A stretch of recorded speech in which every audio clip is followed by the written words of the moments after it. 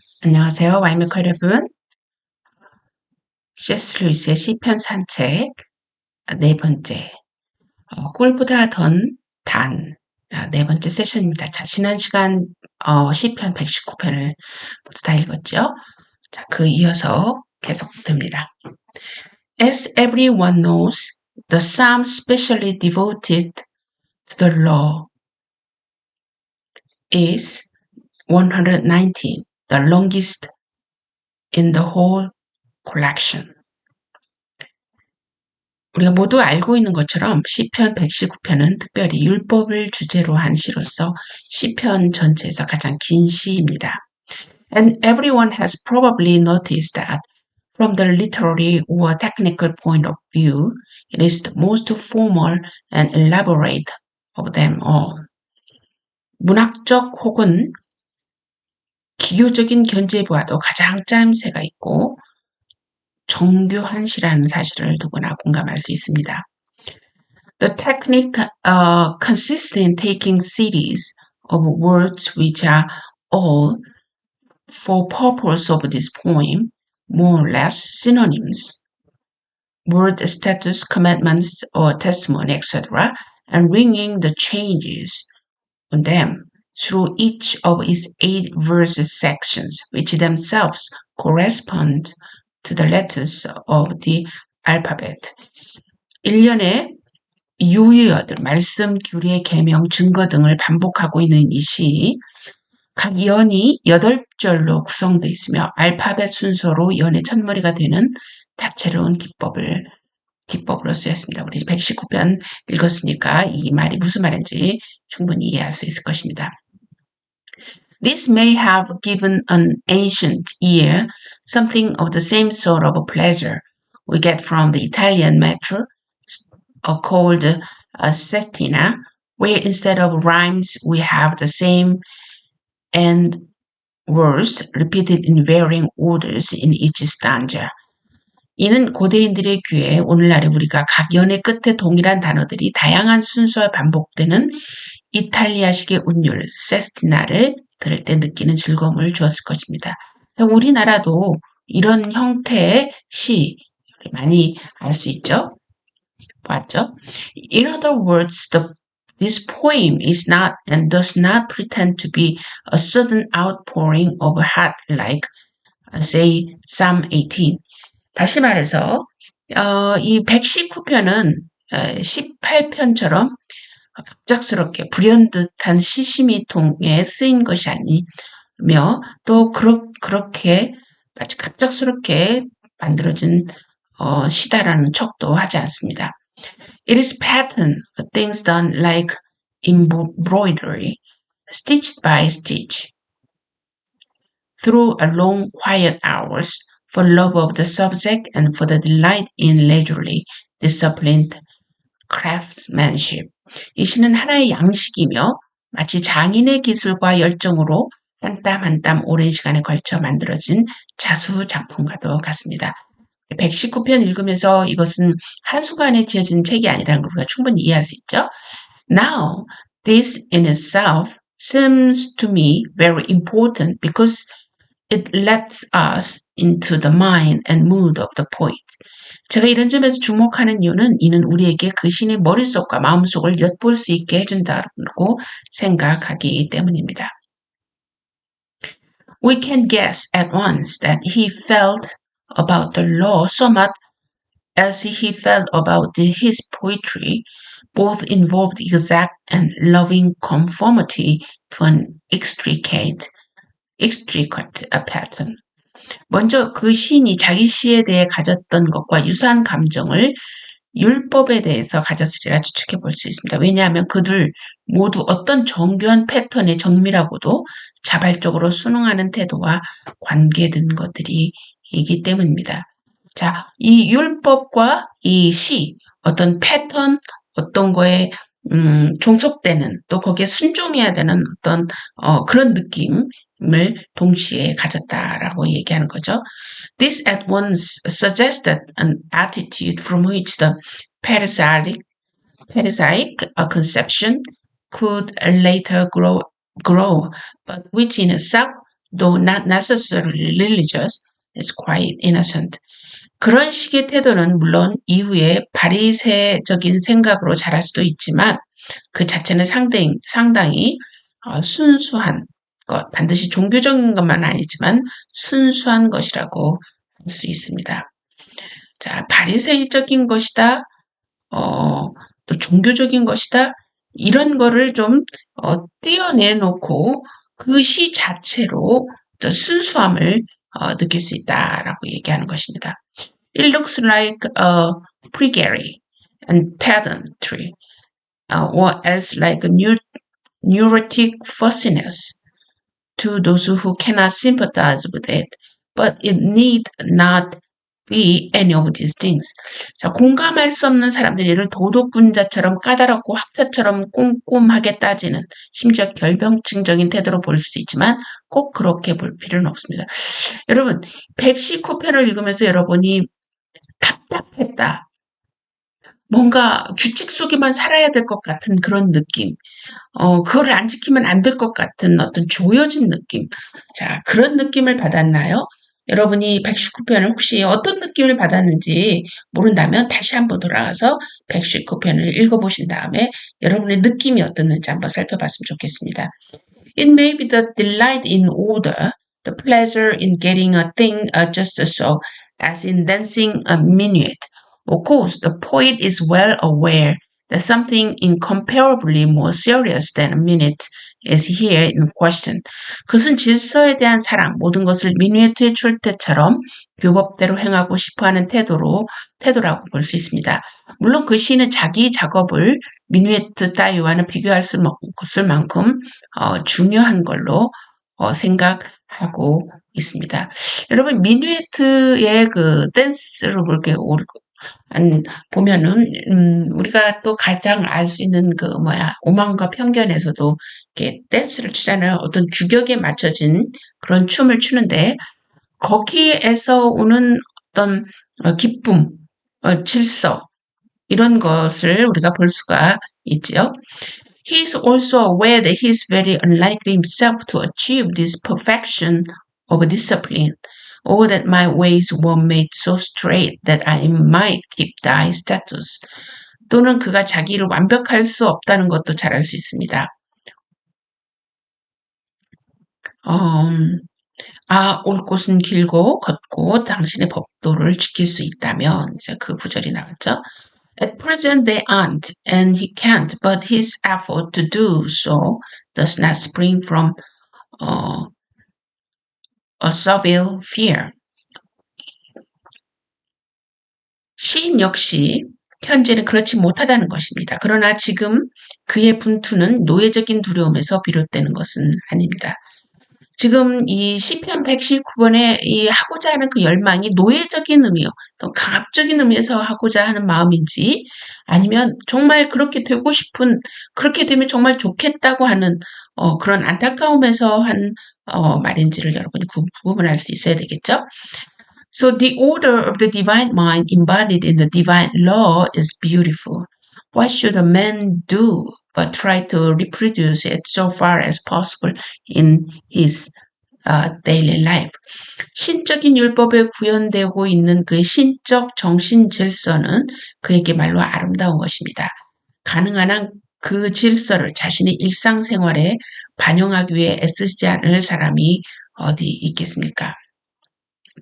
자, 이런 질서 안에서의 느끼는 아름다움, 요즘은 그런 질서 안에서 느끼는 아름다움을 전혀 못 느끼는 세상이지만 그 당시로는 그렇지 않다는 걸 알 수가 있습니다. His delight is in those statutes. To study them is like finding treasure. 그는 그 율례들을 즐거워합니다. 그것들을 연구하는 일은 그에게는 부귀를 누리는 일과 같습니다. 16절, 14절이죠.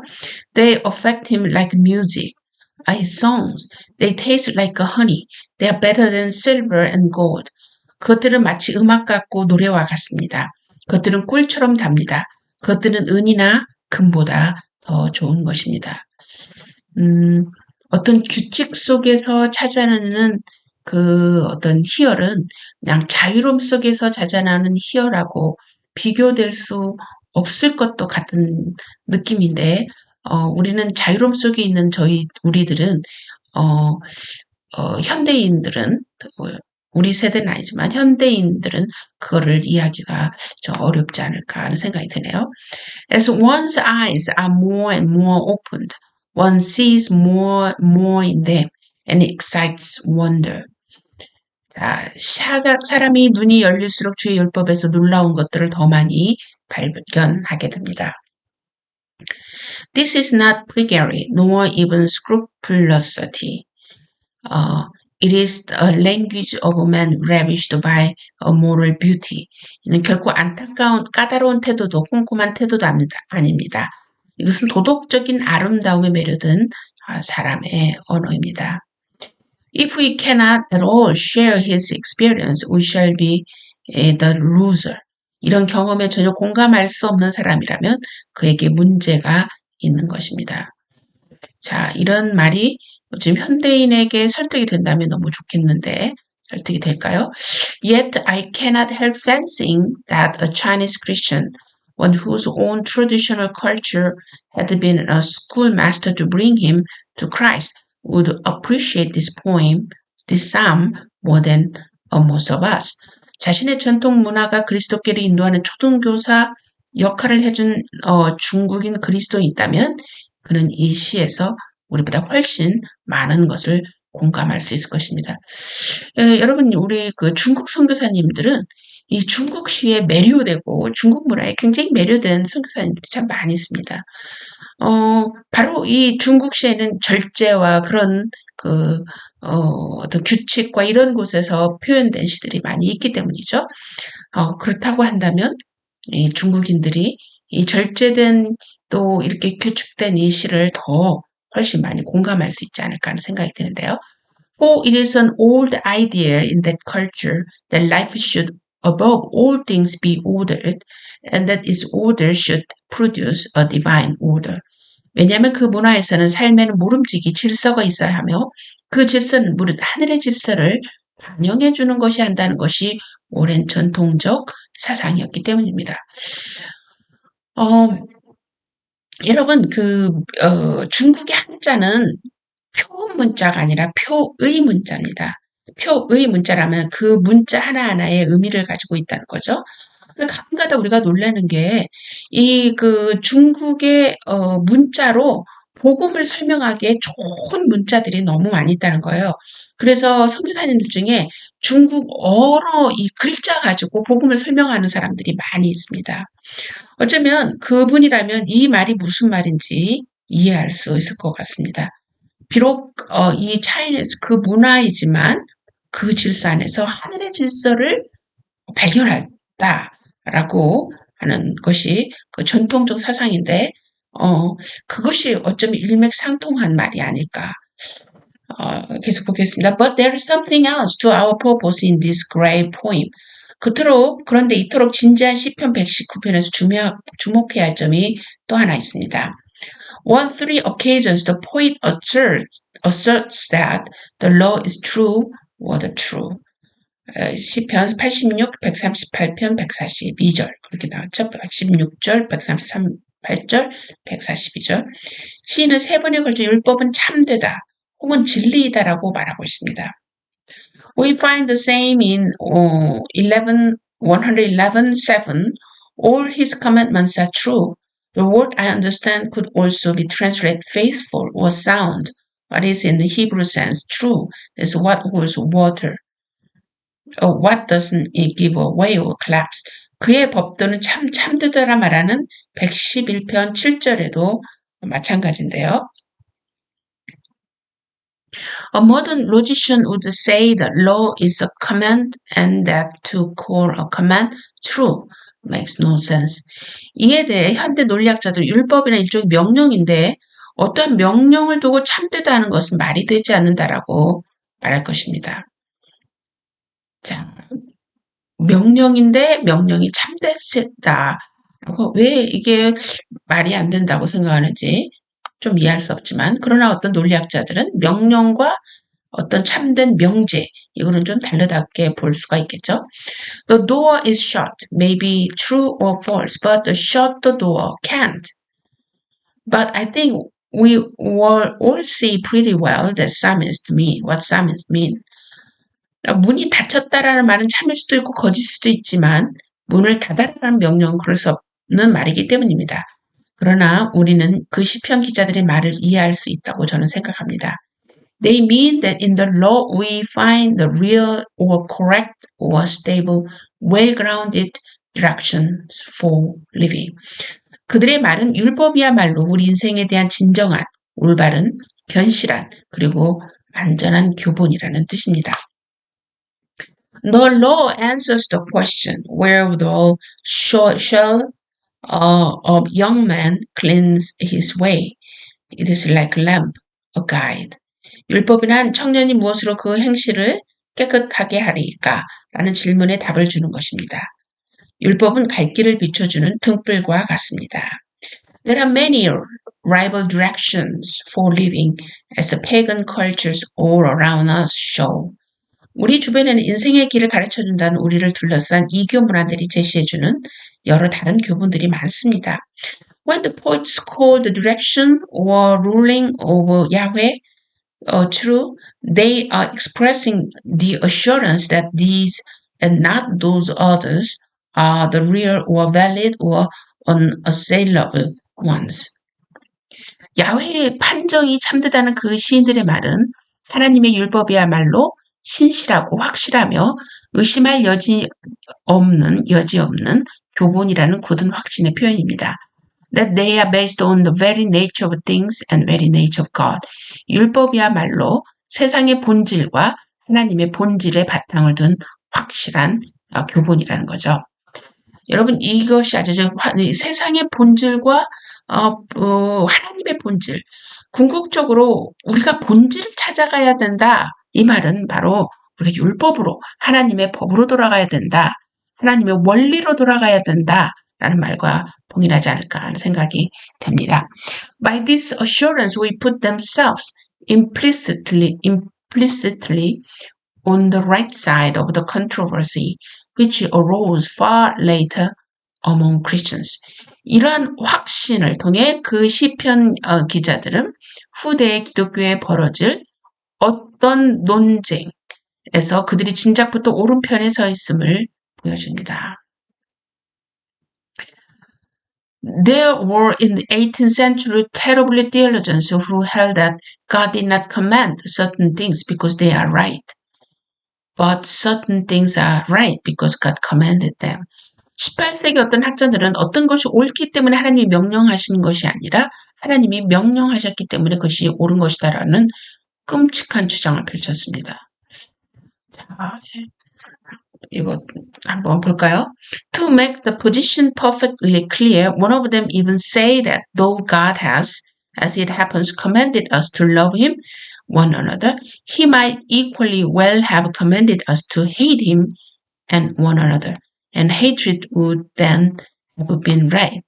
심지어 어떤 이는 자기 입장을 좀 더 정확히 내세우기 위해 이런 주장을 펼치기도 했습니다. 곧 하나님은 우리에게 하나님과 이웃을 사랑하라고 명령하셨지만 만일 하나님과 이웃을 미워라고 명령하셨다면 그때도 미움도 옳다는 것입니다. It was apparently a mere toss-up which he decided on. 하나님의 결정을 동전 던지기의 결과인 양 말하는 것이나 다름없습니다. Such a view, of course, makes God a mere arbitrary tyrant. 이 이론은 하나님을 독단적인 전지군주자, 독재주의자라고 독재주의로 묘사한 것입니다.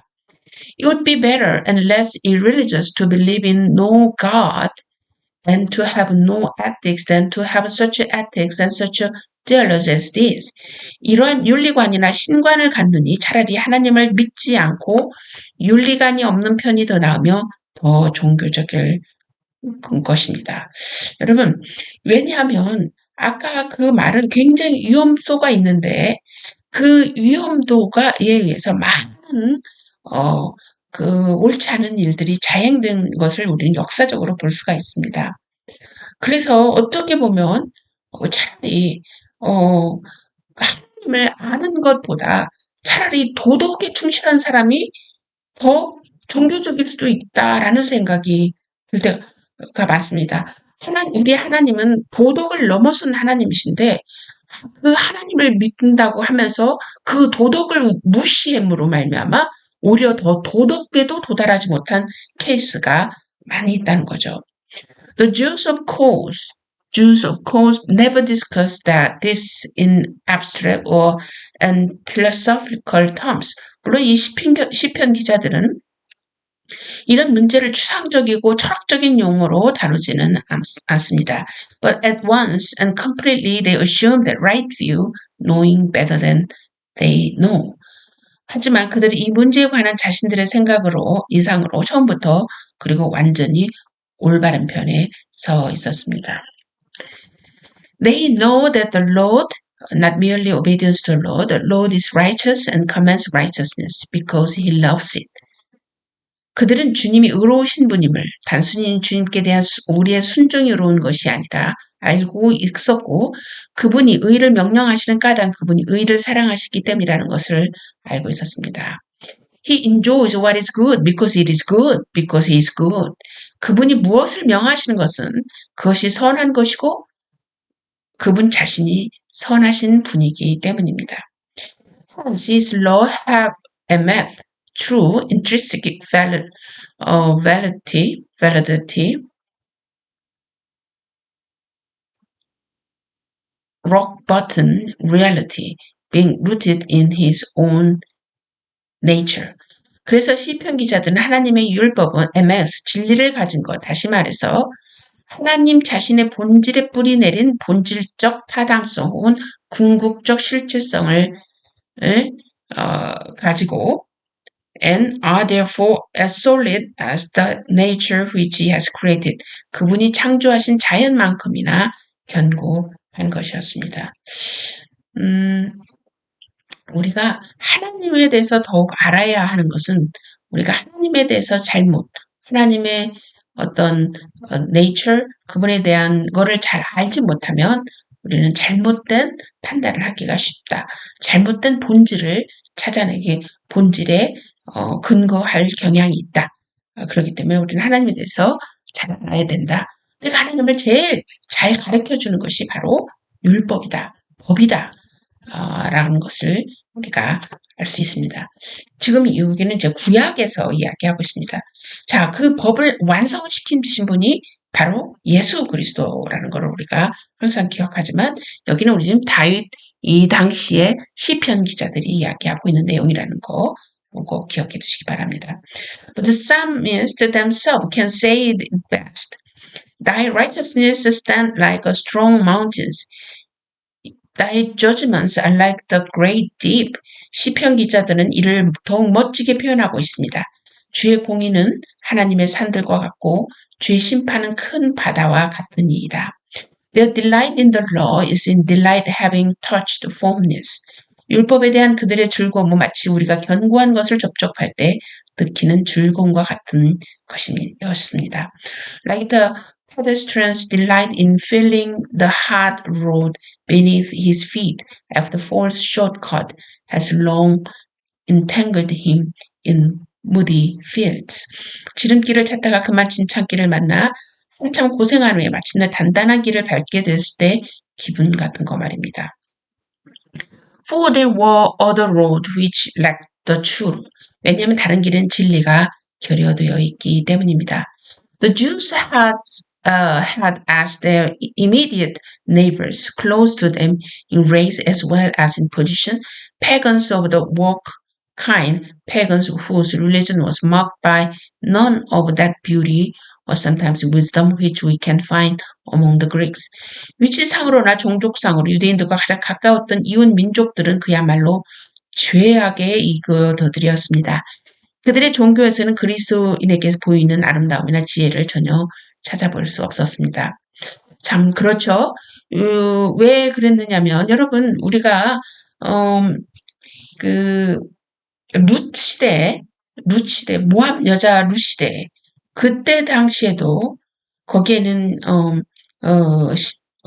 신을 섬겼는데 어린아이의 피를 원하는 신, 그런 신을 섬겼지 않습니까? 그 이교도들에게 어떤 아름다움이 있었겠습니까?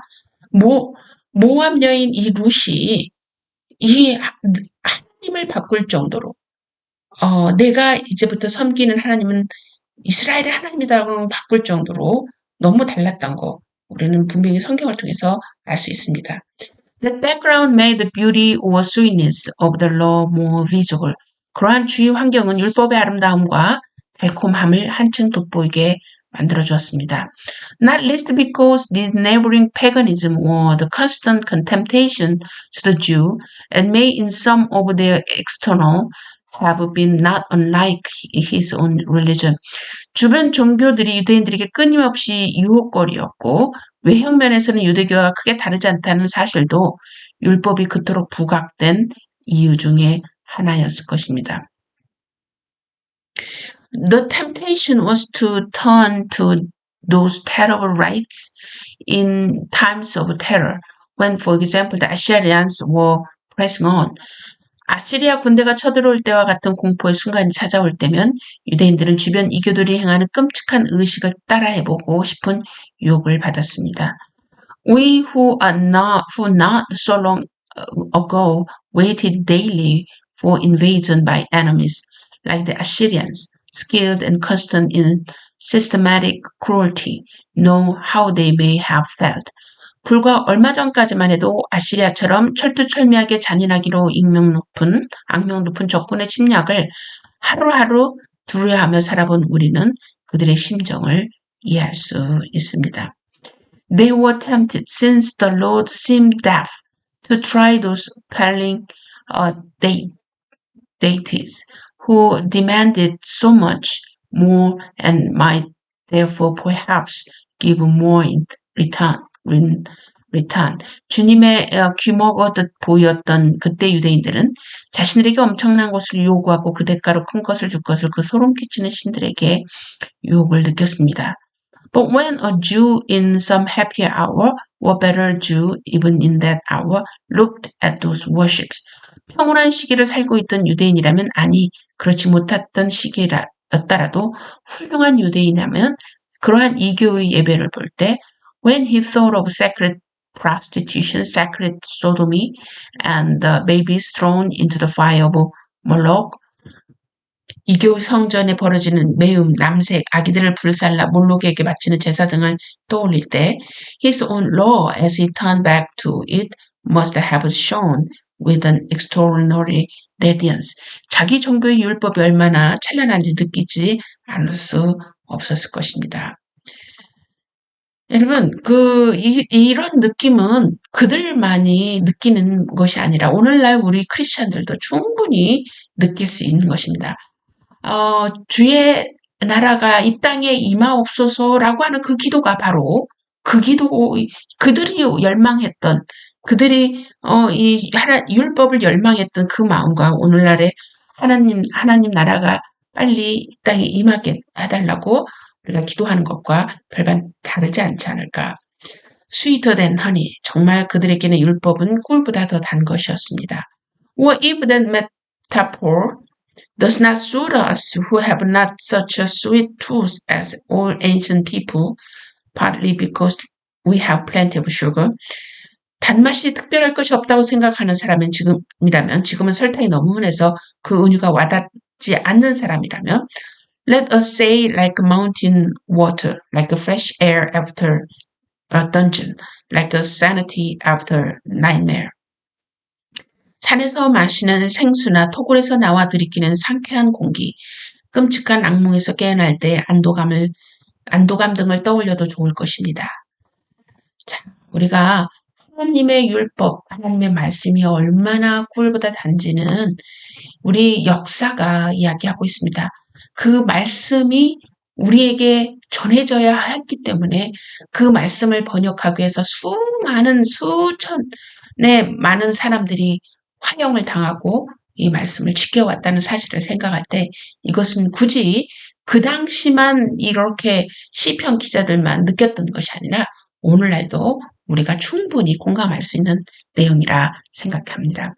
그래서 우리가 하나님의 법이 꿀보다 달다는 것을 느끼기 위해서는 어떤 경험이 우리에게 도움이 될지 함께 이야기해 봤으면 좋겠습니다.